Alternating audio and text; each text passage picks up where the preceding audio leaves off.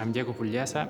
My research project in the Conservatory of Brescia is about musical heritage and soundscapes. I'm trying to connect especially the acoustic identity of different places with the acoustic identity of different instruments.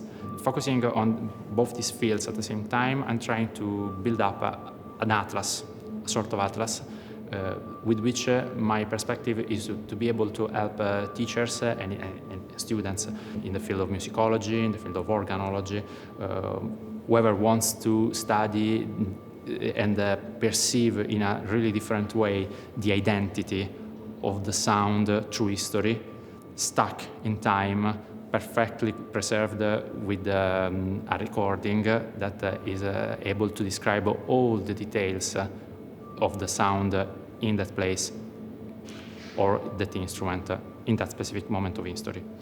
The outputs I want to achieve are two different objects. This atlas is supposed to be something totally interactive, including not only the details about sound, but also the relation between the acoustic identity of these places, churches, auditoriums, theaters, and the architecture of those places. Meanwhile, the instruments that are going to be sampled will become part of some sort of virtual acoustic instruments like the samplers that we know and we use commonly, especially when creating soundtracks or creating electronic musical pieces, with the goal of giving the chance to different musicians to play that kind of instruments, those rare instruments, those probably unique instruments, perceiving the same feeling, the same authenticity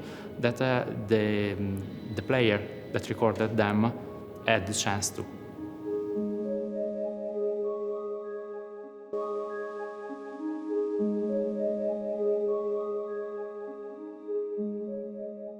Hi, my name is Teodora Tommasi.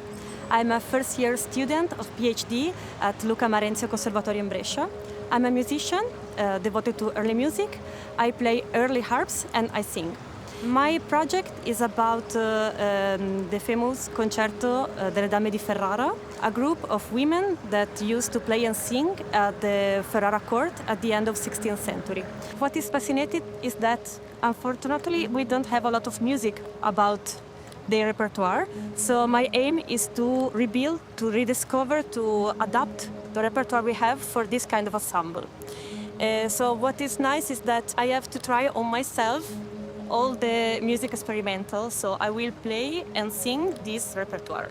In addition to that, I will also focus on Brescia repertoire and also about the music environment in Brescia, because different composers from there used to work in Ferrara, and also was really important the pulse of Brescia about the craftsmanship of instruments. So, for example, the famous harp that is now in Modena, but was the harp of the famous harpist Laura Peperara, one of the lady of this concerto, was built by a Brescian maker.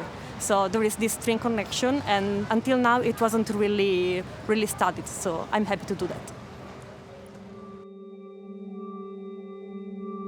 My name is Ilaria Gadens. I am a PhD student at the Politecnico delle Arti di Bergamo, and so far my research is titled Ecologies and Micropolitics of Listening, Collective Practices Between Care, Attention and Publicness. And it starts from a simple question, what kind of plural and collective formations, meaning what kind of togetherness do we constitute when listening together?